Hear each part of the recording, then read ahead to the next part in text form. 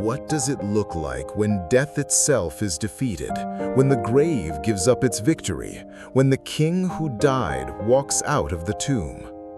They killed him, they sealed the tomb, they posted guards, they thought it was over. But on the third day, everything changed. It was the morning after the Sabbath, the darkest Sabbath in history. Jesus was dead, the disciples were scattered, hope seemed buried with him.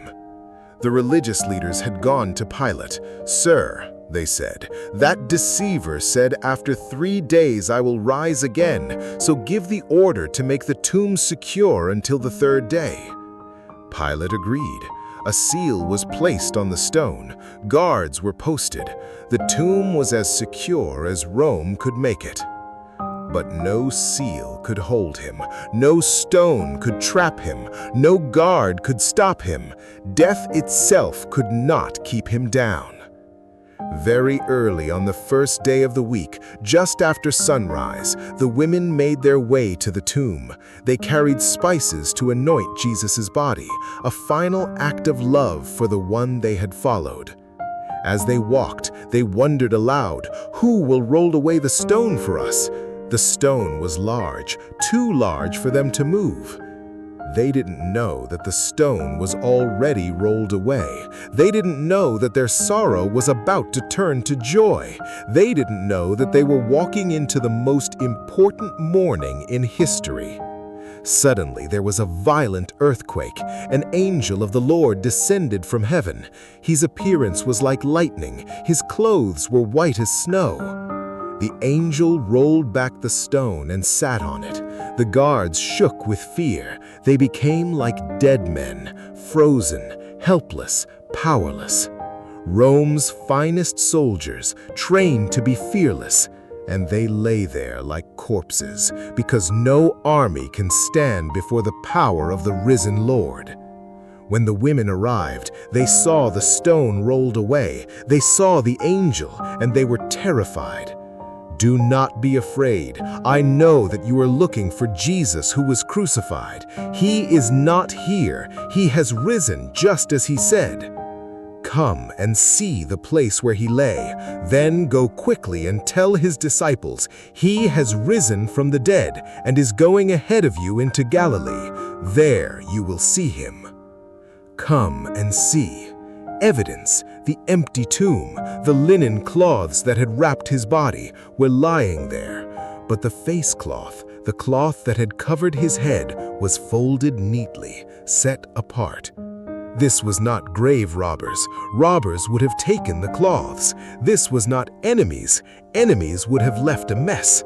This was the work of God, orderly, peaceful, miraculous.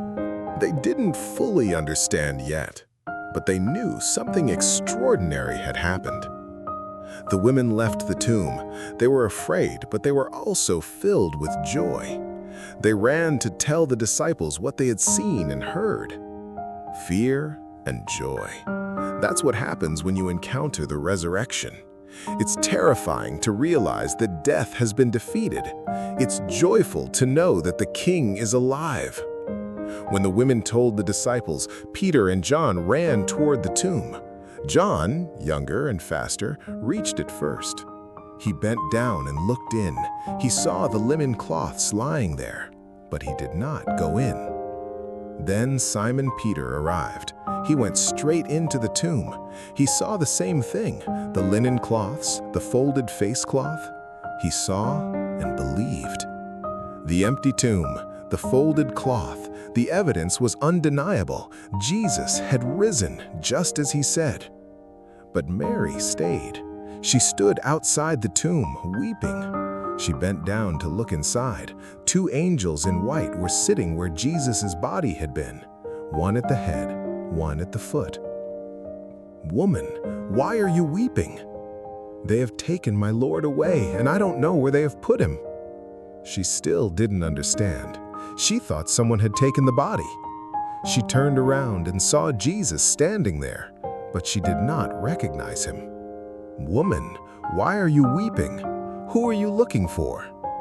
"Sir, if you have carried him away, tell me where you have put him, and I will get him." She thought he was the gardener. She didn't recognize her Lord. Then Jesus spoke one word, her name, Mary. One word, her name spoken by the voice she knew better than any other, Rabboni, which means teacher. In that moment, she knew this was no gardener. This was her Lord, alive, standing before her. She reached for him, but he said, "Do not cling to me, for I have not yet ascended to the Father. But go to my brothers and tell them, I am ascending to my Father and your Father, to my God and your God." Go and tell. Mary Magdalene, a woman whose testimony wasn't even accepted in court, was chosen to be the first witness of the resurrection. She became the first evangelist, the first to proclaim, "I have seen the Lord." Later that evening, the disciples were gathered behind locked doors. They were afraid of the religious leaders. Then suddenly, Jesus stood among them. "Peace be with you." He showed them his hands, his side, the proof it was really him. The disciples were overjoyed. They had seen the Lord. Death had been defeated. Hope had returned. Easter, the day death died, the day hope was reborn, the day the King walked out of the tomb. On Friday, they killed him. On Saturday, they sealed him.